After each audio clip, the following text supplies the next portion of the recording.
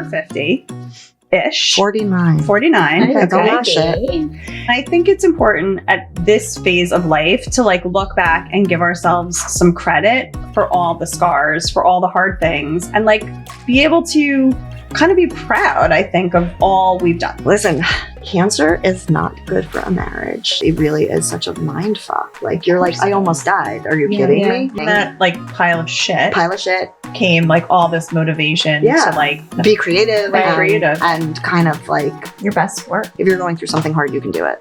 Yeah, you can do it and come out better on the other side. We can do really freaking hard things, and you are proof of that, my friend. Hey, girls. Hey. Well, we have a very special guest today. We're very excited. We have my dear friend, Jen Flanz, Emmy winner, producer of The Daily Show, executive producer, and showrunner. True. It's true. It's true. She's all of these cool blushing. things. So the reason we invited Jen today on the show, besides her brilliance, was because we wanted to do a show about the fact that we're 50-ish. 49. Okay.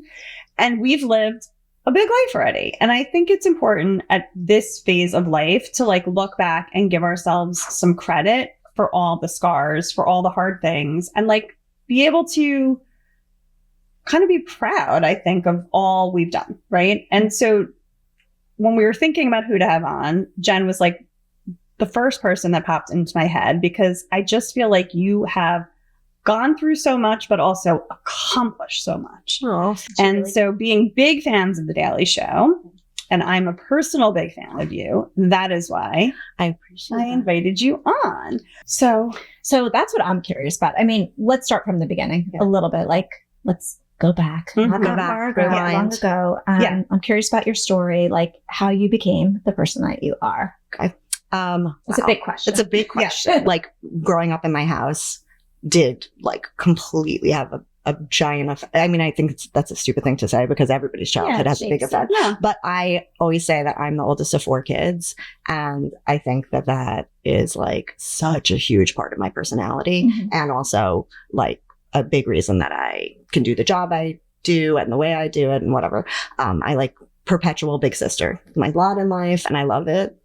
So they had me and then my sister 2.5 years later, my brother 2.5 after that, and then my little sister 5 years later. And so me and my little are 10 years apart. So when she came home from the hospital, I was like, this is a toy, I'm a doll, and I love it. I'm going to change diapers and whatever. Yeah.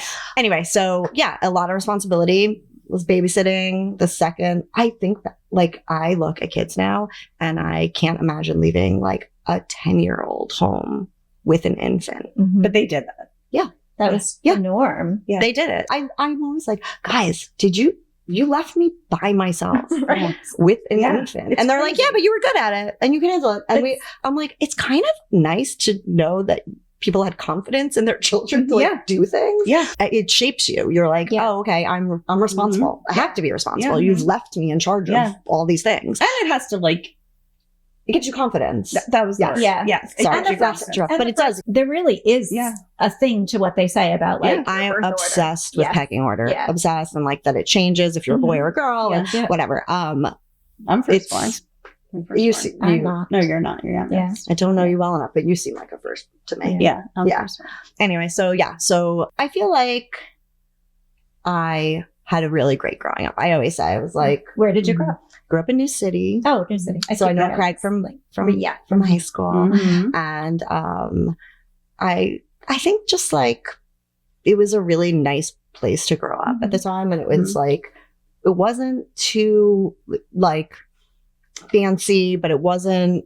It had a very specific vibe. It did. City. Like I feel like it was very. This is the wrong word, but like cool. Yeah. Without being like trying too hard. It's weird because people I run into from there are like, even if they're like 5 years younger, 5 years old or whatever, everyone's like, like gets really excited about where we grew up, which is so weird. It's a big deal. And I don't know why, but I'll tell you, like every time, like when I used to interview people for the internship program at the show, and I'd be like, oh, you went to North? Right. You know, and you just get like excited the way people get excited for their like sorority sister. Yeah, and I'm like, oh yeah, or camp or whatever. Yeah. Did you go to camp? I went to CA camp. So I didn't go to sleep. But I have a really funny story about why. This is the kind of house I grew up in. This says a lot about my parents in a good way.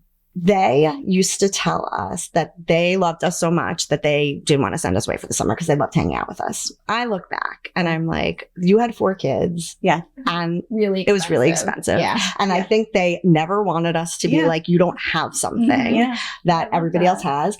And they were just like, we just love you so much that we want you to be here. I love that. But the reason I know it was about the expense, I think, was because by the time my littlest sister was old enough, she went to sleepaway Like, camp. yeah. But anyway, so I never went to sleepaway, but I loved day camp. I was a real camper. I was a counselor. It was so fun. Same. So Anyway. tell us about your grandma, because I know that was My nana. your nana. So my nana was literally the coolest person I'd ever met in my entire life, still to this day. She was like beautiful. I didn't know that hair dye was a thing. She always had black hair. I had no idea that she had gray hair, actually. It was my mom's mom. She was a widow, young. And my mom's dad passed away before my mom and dad got married. So she was a widow. She was like, Long time widow. cool. I remember she like gay friends before like that was a thing. Like she was going to parties with these, guys. And she dated. She was awesome. And she actually had a heart attack when I was in 3rd grade and died. So one day she's like the most alive person, and the next day she's not there. Yeah. And that was really hard. You can ask my therapist. It really is like one of the things that shaped like how I deal with people, how I relate to things. That's so interesting, because you were young. I was young, but like old enough to know what was happening. Sounds like you're an old soul. A little bit, yeah. I think it's all the oldest kid. Then. Yeah. Do you feel like it impact? Because I feel like when my grandma died, I remember there feeling like a shift with my mom. Yeah. I think it's the reason that there's 5 years between my brother and my littlest sister instead of 2.5 like the rest of us. Like she couldn't do it. I think she needed a little time to like recoup. And just like emotionally. Listen, we did not feel it. My parents like put on a happy face and like, they were such good parents. But she's hanging out with my grandma right now. She's my best friend. Really cool. She was just like really very cool. cool grandma too. And like I basically lived my life in fear that like my parents or my siblings, anything's gonna happen to anyone I love. Yeah. Which is why therapy. Similar. Still, I mean, it's but just when like you love hard, when you love hard, you lose hard. And I wish I had therapy as a child like that. Me too. Every time the phone rang, I was like, my grandparents are dead. Also because of my nana, because she passed, I think it gave me a big like appreciate what you have to live in the moment, right? Yeah. You're always like living in the moment and appreciating. And my parents were big like tell you they love you all the time. Really, like you just like have to always be present, right? Yeah. So even in high school, I remember being like, "This is awesome. I'm having this is the best life. I might like college. I might like what's after, but like I need to like." Recognize that this is awesome. And so I like dorkily liked high school. Just like so cool. It was really I wasn't you tell my kids that. I like no, because I think I was like but you were probably like in student council. I was. And I wasn't the smartest, I wasn't the coolest, but like I would say I mostly liked everybody and would just be What was your superlative? I did most for Clarkstown High School North. Yeah. Paying for it in the way that I still like plan all the reunions and things like that. Last year. Were you class president? I wasn't. And I can tell you the story about that. I was secretary. And I always say I was secretary because I remember our student council advisor, Mr. Suchi, told me that was what girls were. Okay. I had a great story about my dad. This is a great story that ties into student council. We were, I think it was our junior year of high school, and there was a student council, like state student council trip, and the class officers were supposed to go, and they were all boys except for me. And he's like, I can't chaperone you. Because he's a man and they were all boys. And this would never happen. He's like, I can't chaperone you. So I went home and I told my parents the story and I was so mad. And my dad came down the next morning and goes, I'm going to take off from work and take you to that thing. He's like, there's no reason you shouldn't go because you're a girl. That's ridiculous. Oh, God, I love your and dad. He is the best dad. The best girl dad. The best girl dad. Yeah. He's the best. But I do think like that kind of thing where my dad was just like, no, you're not going to like not go because you're a girl. That's ridiculous. It has helped me in life in that way where you're like, I'm around boys all day and girls, but there's no stopping it. It's just like, why would I don't think gender should be used for or against you in any way. Love it. Anyway, so that's high school. I loved it. It was great. And college was Binghamton. College was, I loved less. Did you study I also remember less. Did you study journalism? No, I was so when I went to college, I thought I wanted to be a lawyer. I wanted to be a lawyer for battered women and children. I had I wanted to save the world in high school. I was like, started an AIDS awareness club. Like I was just like, the world is dark and there's better, people can change it. And then I got to college and I remember the OJ case happened and I watched a lot of the OJ trials. And I remember being like, oh, the justice system sucks. Yes. It's broken. So that really turned you? I was like, and watching so much TV. Yeah. And I was like, actually, I think I want to work in television. Interesting. And I called my parents. I was like, guys, I don't think I want to be a politics, policy, and law major anymore. I think I want to go into television. My parents were, oh God, like our first oldest, you were going to be a lawyer. You know? That's looking good for us. And I was like, I really don't. And they were like, okay, we want to support whatever you want to do, but can you promise us if you can't get a job when you get out of college that you'll consider going to law school? Okay. That's our deal. So I ended up being a literature and rhetoric major, and I did internships every chance I got. Summer, I worked at Fox 5 News in Binghamton. Anybody that would let me work, I was like, I will work. So I graduated in December, and by the second week of January, I had 2 interviews on the exact same day. And one was with this series called The Century, hosted by Peter Jennings, who was my favorite newscaster. Yeah. And the other was The Daily Show, which at the time was hosted by Craig Kilborn. It was on Comedy Central. It had only been on for like a year. I didn't really know much about it. I watched it the night before and was like, okay, I could do an interview. And then I got offered both positions. And I knew that the one with Peter Jennings was a 2-year job, tape logging. So you're just typing everything, archiving footage. Mm-hmm. And I was super excited about it. But then The Daily Show, I was like, oh, it could go on for another month. Or it could go on forever. Who knows? But there was no definite end date. And did you have like a... I accepted that one. Like who did you like worship on TV, like growing up? Did that inspire you? I did. I worshipped MTV videos, music videos. I was like a music video studier. I would sit in front of the VCR and like press record on the ones I liked so that I had them. I was like, oh, I need the Sledgehammer video. Yeah. I need the Land of Confusion video. I know. I need the Paula Abdul straight up video. I need Cold Hearted Snake. Yeah. So that was kind of also one of my high school jobs was motivational dancer for a DJ company, which was like my dream job at the time. What? Sharon and I used to always say we should have done that. It was my dream job. Like I loved bat mitzvah. I was at somebody's I always think about it. I'm like, oh my God, I'm on somebody's bat mitzvah video. Yeah. I would love to see it. That would be really funny. It would be so funny. So anyway, I took that job and it was the best decision I ever made. And you've been there ever since? I did quit for 5 months. Oh, you did? I did. So I went to Nickelodeon. That children's show was really, really cool. It kind of went back to like, I want to help people. I want to, there's a lot of psychology behind it. Yeah. There's a lot of thought that goes into making it. And I thought it was a really cool thing. And I had a friend that went over from the Daily Show to Nickelodeon.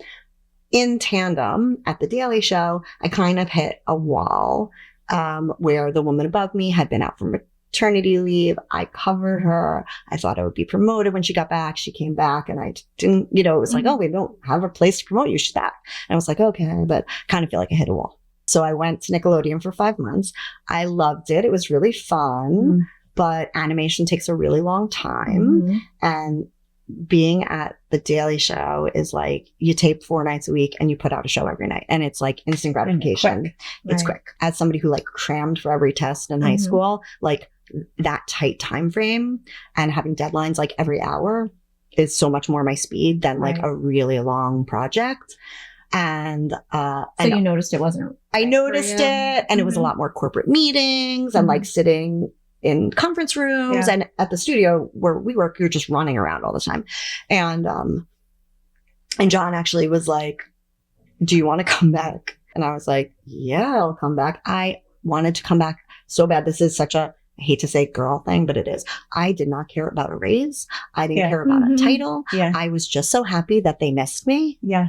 I was like, okay, yes, I will come back. Right. Cool. And obviously they missed you when you were gone. I know. A lot of people would just like follow that mistake and not have like the courage to go back. Totally. And I think it was, and I don't even know if it was a mistake. I think had I stayed there the entire time, I would have like pined for something else maybe. But I'm so highly aware that even at a place that's great, like Nickelodeon was great.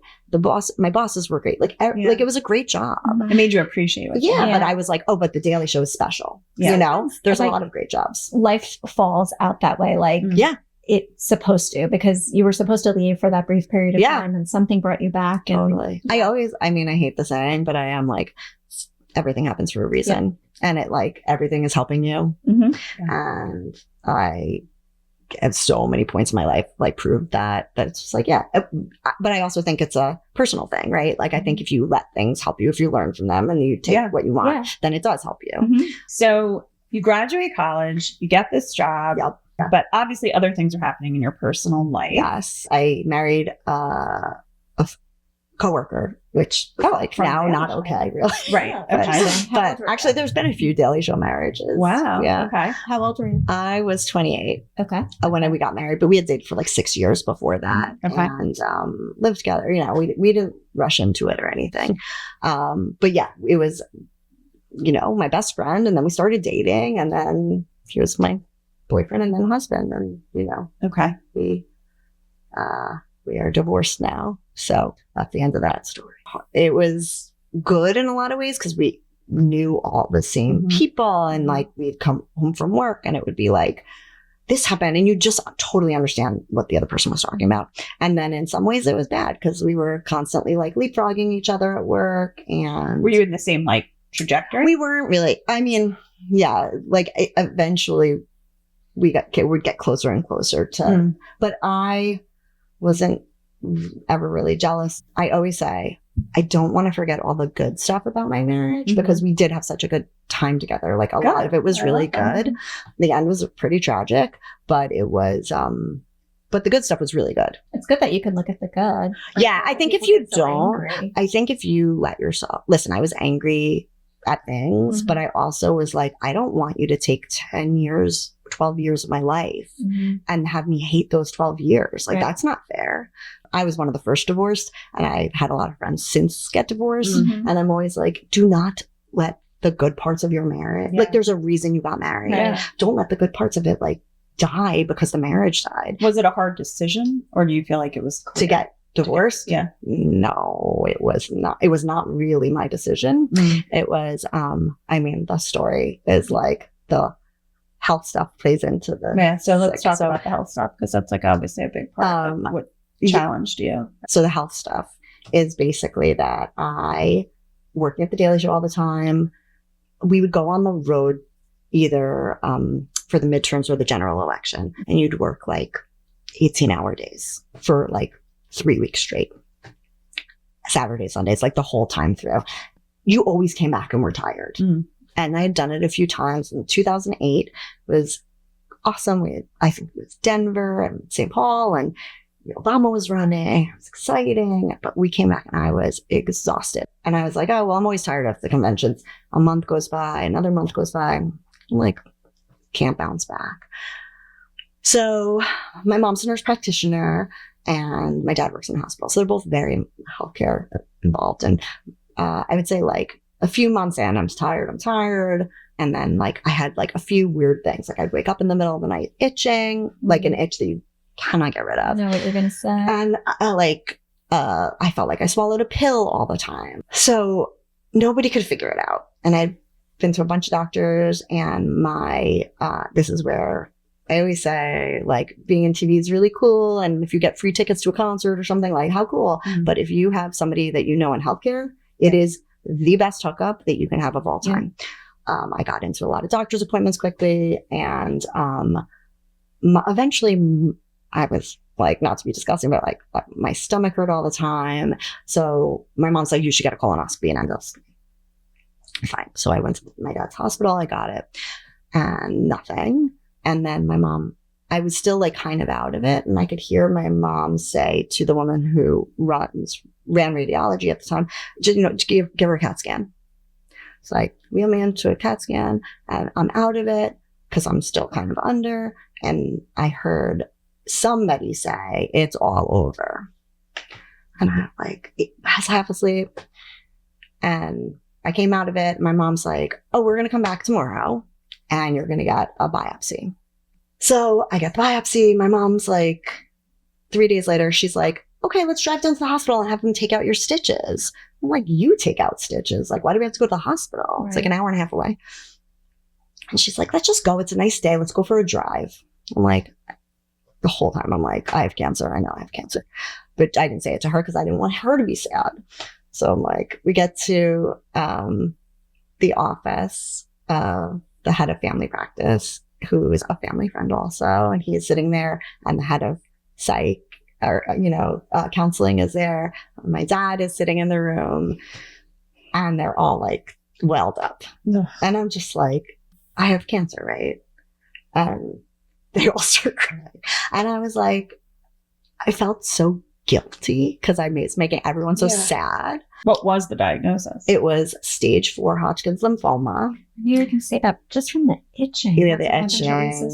Yeah, it's like, but itching can be from anything. Yeah. But it really. But she had the same. But it is, and it's like a crazy itch that like you can't scratch it. But the first meeting, my husband and my parents were there, and I was like, oh, should I freeze my eggs? Like, we were thinking about having a baby. And the doctor was like, you don't have time. Like, that takes like 3 months. Like, you don't have time. You need to start tomorrow. Like, you have to go into chemo now. We'll try. We'll give you, like, there's some shots that they can give you during treatment that can like protect your ovaries, but we're not sure. We're not sure if you're going to be able to have kids anymore. I'm like, okay, well, that's hard. And I remember my husband and I talking about it, and him being like, well, who cares? Like, if you're not here, right? What kids do we have? Like, right. Whatever. Like, you have to. This isn't a choice. Right. We adopted our dog, and we love our dog. And if we have to, we'll adopt it. He actually was like great in that moment.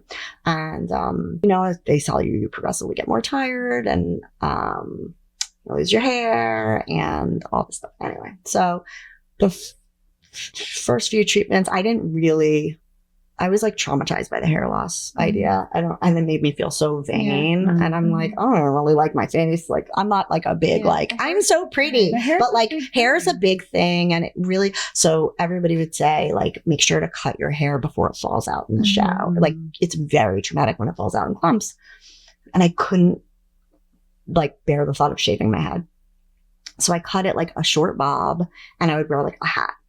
And I never actually shaved my hair, and I joke that I had my dad's balding pattern, and I had hair here and bald up here. And so I'd wear a hat. Oh. I still have interns from that summer, those 6 to 8 months that still walk up to me, and they're like, you used to wear cool hats all the time. And I was like, dude, I had cancer. I was bald. Like, that's crazy. You don't really often hear that. No, it was like, it's dicey. Like, there was always a chance that like, it wasn't going to keep going that way. Yeah, and I have to.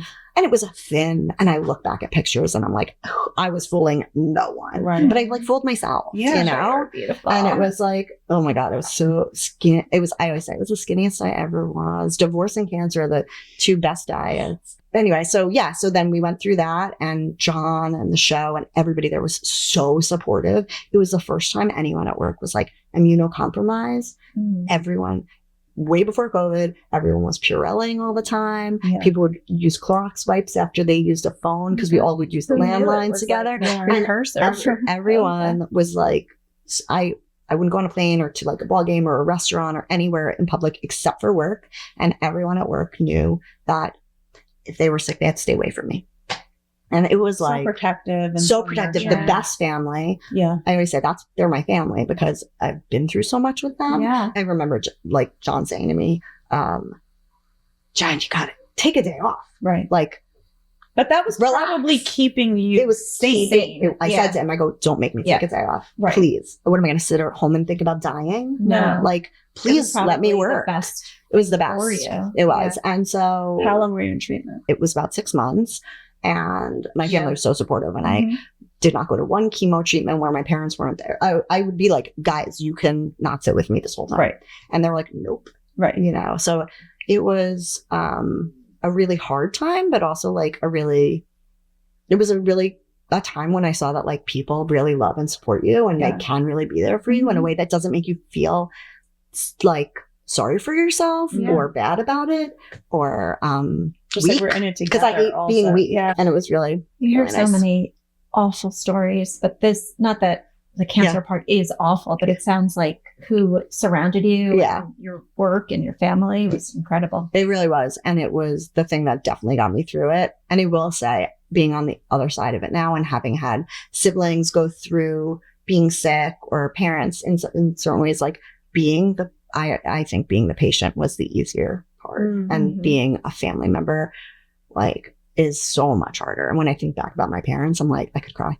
But it's like, oh my God, how hard for a parent to watch their kid. Oh my God. I can't imagine. So what happens with the marriage at that point? Listen, cancer is not good for a marriage. And maybe it is for some people. It wasn't good for mine. We were young. We had both not really dealt with any kind of like tragedy outside of like, grandparents dying, things like that. And, he ended up having an affair.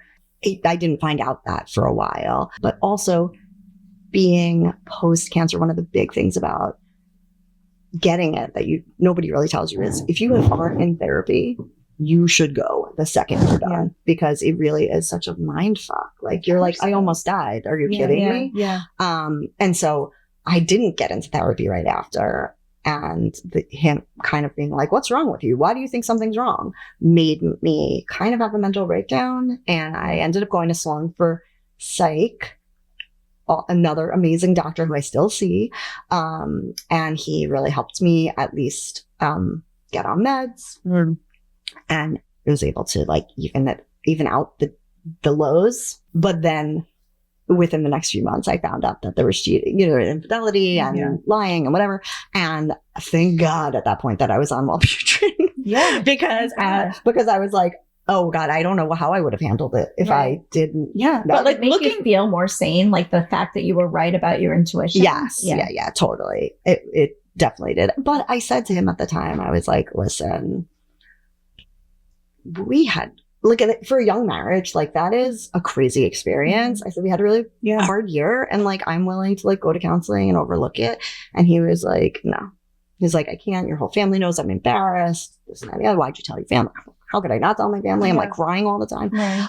And it just, we kind of what was the time frame? Like from done with chemo to like within a year. With the whole the same year. I mean, it's like, where does that strength come from? So is resiliency your superpower?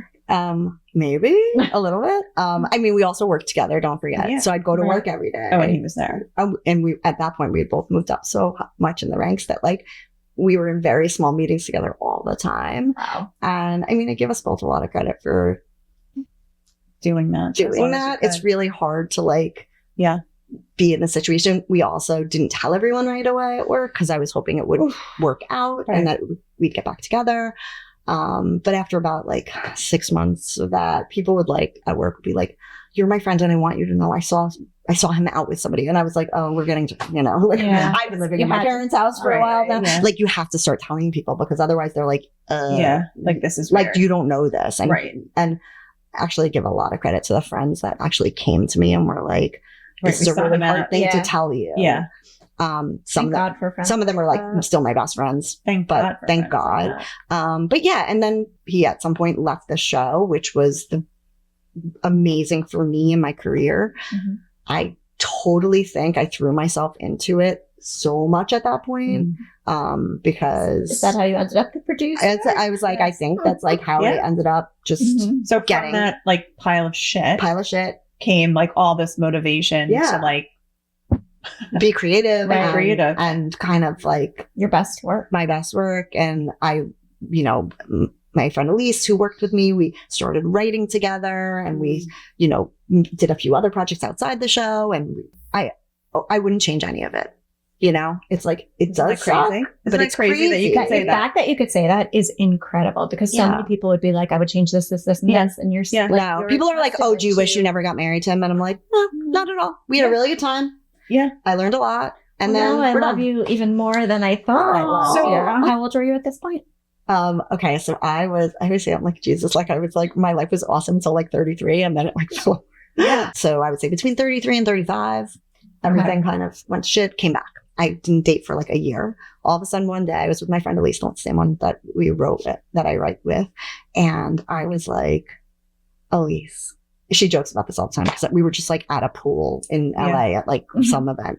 And I was like, Elise, I think I'm boy crazy again.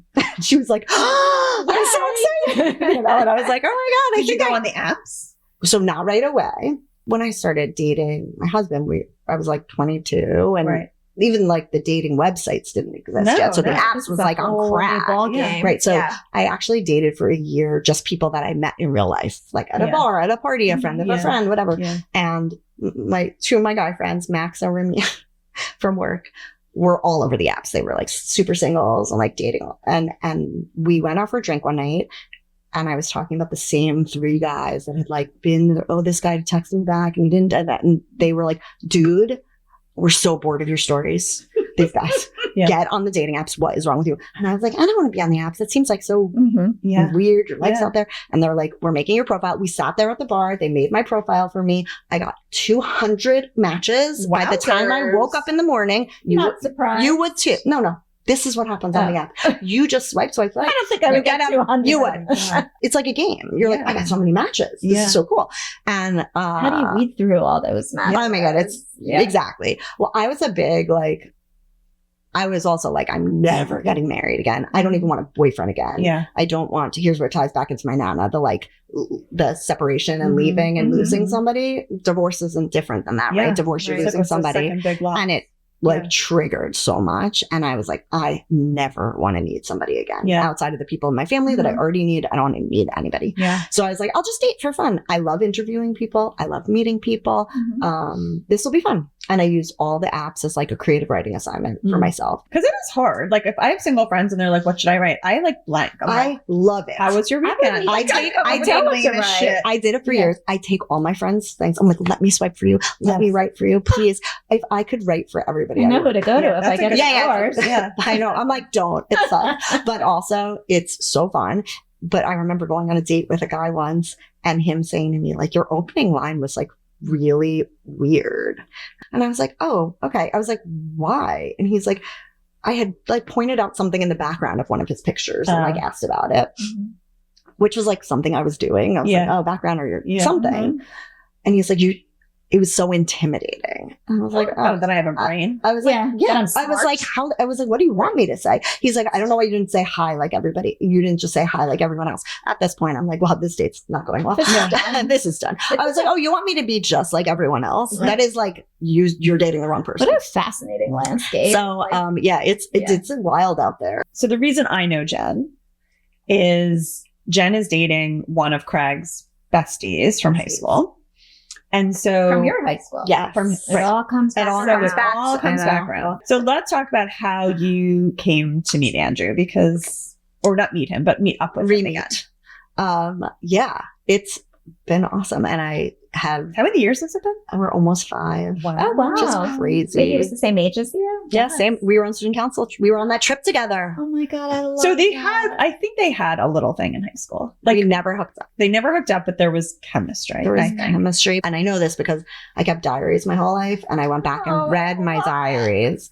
And my junior year, there's like a few entries about Andrew where it's like crazy. Andrew Scala made me a mixtape, and I think he must make them for everyone. Like I just like there's always like a little something. That's and so cool. Yeah, and the entries are hilarious. I told him this, which was a mistake because now he tells everybody.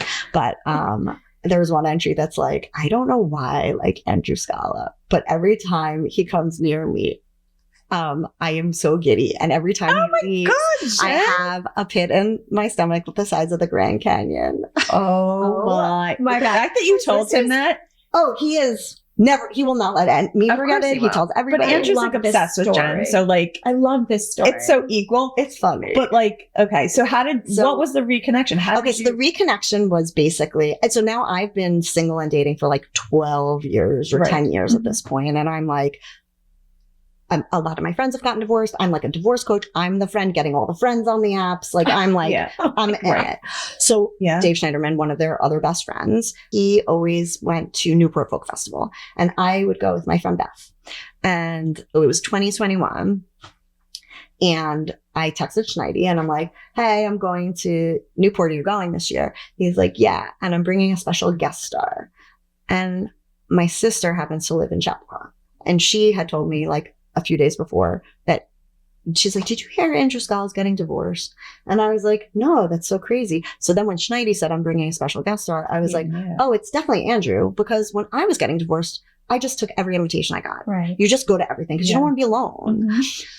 So we reconnect. And at the end of the weekend, Andrew was like, you know, I don't know if anybody told you, but I'm getting divorced. And I was like, oh, you're going to be okay. I promise. And if you ever want to talk about it, like I've been there and whatever. He's like, I don't really want to talk to you about my divorce, but like, I'm happy to go for a drink. So I was like, okay, well, that was weird. So that was Sunday. He called me Monday. I was like, hey, do you want to go for that drink? Like, when do you want to go? And I was like, what a weirdo. Like, nobody called you the next day. Yeah. But it also made me think, like, we're friends, right? So we met up about a week later. We're at the bar I always go to. I bring all my, all the bartenders know me. He goes, oh my God, Flanzy. As everybody calls me by my last name. Flanzy. I got to tell you, this is so much easier than thank you so much. I haven't been on a date in like 20 years. And you were like, we're on a date. This is not a date. We're on a date. Was there a kiss? No kiss. So this was this relatively, his divorce had happened when? Because it sounds like a short period of time, but it was short. Like he had just gotten out of it. But you know, from what I gather, they were fighting. It was a long time coming. And I think like COVID prolongs that, you know. So it didn't make you nervous like that you were. It did. Like I kept saying to him, like, you should date other people. Like, trust me, I got divorced. I dated for a long time and it's really fun and you're going to miss out on it. And he's like, no, I dated a lot before I got married and I really like you. But I was nervous. I was like, oh my God, he's going to realize in like 5 months that like, he wants to date a 22-year-old and this is like so not. Yeah. So part of the other thing that like totally impresses me about Jen is watching Jen play a role with Andrew's kids because she's so good at being in their life. It's not mothering. It's being in their life in such a very like, I think they adore her. I think they respect her. I think they value her presence. And I think that is huge. A testament to because who you are as a person. It's not so easy to do It's that. not an easy thing. I do think that like it was set up for me to succeed with them. They were a little older, but also they're really great kids. And I'm a perpetual aunt. I have 7 nieces and nephews. I'm obsessed with being an aunt. Like I said, perpetual big sister, my lot in life. And so with them, I feel like I always say to Emmy and Brody, I always say, guys, I have never been a parent. I've only been a kid. So I identify with you.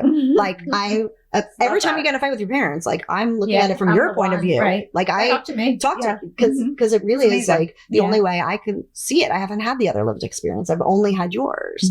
You sound lucky and they sound lucky. Yeah, they're great. We are. It's mutually lucky. It's nice that we got. I mean, I have to say. And so through this, Jen is winning Emmy Awards. Right. She is. So tell us about that. Like, I mean, that is like, is that the highlight moment? No, it's not the highlight moment. It's a very cool moment. What is the highlight moment? If that's not it. I feel like just making a really great product with people that you love. Like I love making the show every day. Yeah, it's like but that's just like the icing on the cake. She also did the commencement speech at Binghamton, which was like amazing. You guys want to like post that somewhere? It was so good. By the way, Andrew, I give him credit for that because I would have said no because I get nervous speaking. Like I'm nervous for this, But I don't seem nervous. but I'm like, just fine. But I was like, ooh, I don't know. They asked me to do the commencement speech, and Andrew's like, are you crazy? You're not going to do it. You have to do it. And I was like, I don't want to do it. He made so good. It's so nice to have somebody in my life that's so supportive and so proud of me all the time. He is like the most proud of everything. Boyfriend. And I'm like, okay, like he sent me the commencement speech. Yeah, like, you know, he sends articles to my family about the Daily Show, and they're like, thank you for sending us this. Jen never sends us anything. Right. He's just like, he's like, the ratings are great, guys. I'm like, okay. Email list because I want to see everything. He's so her biggest fan. I mean, it's quite the story. It's quite the story. I would say, I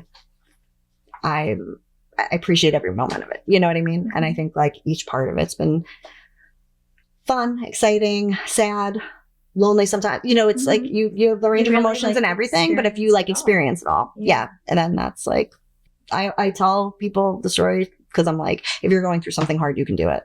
Yeah. You can do it and come out better on the other side. We can do really freaking hard things. And you are proof of that, my friend. Yeah. And you could have done it too. And I hope you never have to. I know. Thank you. You're welcome. So now we're going to do something fun. We thought we would do like a rapid fire. Yeah. Quick answer. Okay, quick answers. Inspired. Quick answers. What would 18-year-old Jen be most shocked about by 50-year-old Jen? Oh, probably that I was divorced. I think like my parents have been married forever and I never thought I'd be divorced. That's probably the right answer. Right answer. Good answer. Who's the most famous person in your phone? I mean, John, probably. But it depends. Somebody else. I have a few random people in my phone that I'm like, well, Steve Carell worked on our show. Dustin Williams. Like anyone that's ever worked on the Daily Show is in my phone. The fact that Jon Stewart is in your phone is like just take it. Crazy. I do have to talk to him every day. What's your worst habit you have never been able to shake? Damn, that's a hard one. Umming.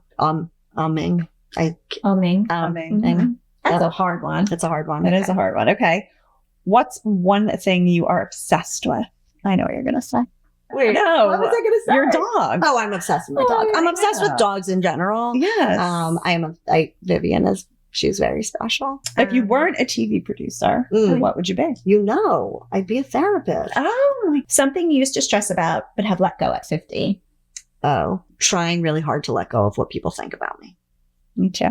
That's a good But answer. it's constant battle. Mm-hmm. It's a battle. Okay. If you could go to dinner with one person, dead or alive, famous. This is literally the thing I ask in every interview I ever have. And it's how I judge people. Okay. So what's your answer? Well, my answer is my nana. But I've had people answer that insanely. Well, this next question is, I judge people by this. Yeah, me too. I hope you don't judge. Favorite TV show of all time? Of all time. Besides The Date Show. Okay. Yeah. Family Ties was like one of my all-time favorites. It's a good one. It's a good one. 6 Feet Under was like my favorite drama. That is a good answer. It was the best finale of any show I've ever seen. I hate when things are unresolved. And I know. It ends everything. Yeah. And you're just like, oh, so satisfying. That is a good answer, Jen. Thank you. Cocktail choice. Oh, it changes over time. Lately I'm into extra dirty vodka martini on the rocks with blue cheese olives. That's my favorite right now. But I will tell you, any bartender will say that a martini on the rocks is not a martini. So I don't know what to call it. Well, Vodka on the rocks. Vodka. But if I want to be out for like a long night, I'll just have a tequila. Yeah. Tequila syrup. And last one, best one. Well, we asked, but you kind of answered it already. The highlight moment of your life, besides being on Before Boca, of course. This is a highlight. Yeah, of course. I don't know. My highlight is like, well, my parents are really proud of me. My siblings are like, it's like, that was like like a moment. It's like an everyday. It's an everyday thing. Yeah. Okay. I would say it's every day. So we're going to do a quick into and over, which kind of wraps our episode. I know, because I listen. You're a listener. I'm a listener. Right, what are you into, Lise? You start. Okay, so I'm really into Kate Bolger leaving. Is it Bolger or Bolger? She's director. Well, I'll call her Bolger, leaving Hollywood to open the Village Confectionery right here in Sleepy Hollow in Westchester. Simpler times. She said this has always been her dream and she's doing it. So we'll have to pay a visit to like a real old-fashioned Village Confectionery store. That's so cool. And then I'm really into, so my boys ride at the barn and this woman at the barn who has 2 daughters her hair is so freaking beautiful every time. So finally I'm like, what do you do to your hair? Where do you get it done? She said it's the GHD hair straightener and hair dryer. No bristles, fast and easy. She said it kills Dyson. Like you will throw your Dyson away. Wow. So order it up, people. Oh my God. That's a good one. It's a good one. It's like, I want to write it down. And this is what I'm over. I am over the AI chatbots I know. that start the chat. Yeah, it takes you so many prompts to get to the actual person. 20 minutes later to get to the actual person who, in this case, I think the AI bot was smarter than the actual person. Yeah. But why do you have to chat with a bot for a half hour? Very now. It is. Anyway, those are my into and overs. Jen? Oh, next. Yeah. You are next. Oh, you want me to go next? Okay. All right, I'll go next. Okay, I have a few. My intos are spontaneous plans. I am very sick of trying to organize things I love this. because they never work out. Never works out. So it's like a mahjong game, a drinks. Sometimes it's just so much better when you're like, or is everyone What are you free doing tonight? tonight? Right. Yeah. Because Totally. trying to make a plan. Can go. Correct. Do you play So mahjong? I don't, but I want to. who has time for a shoot? I want to get into it, but Teach yeah. you. Okay, good. Yeah, so Yeah. good. Okay. I'm also into the new Dan Levy show, Big Mistakes, on Netflix. Yay, I'm so glad that you said that because I want to watch it and I didn't. I haven't watched I watched it the yet. first I love one and a that. half, I think. I didn't finish the second one. Okay. Have So you ever met good. him?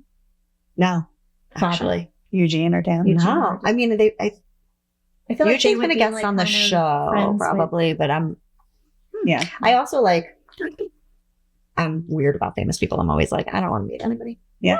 I'm like, we're at work.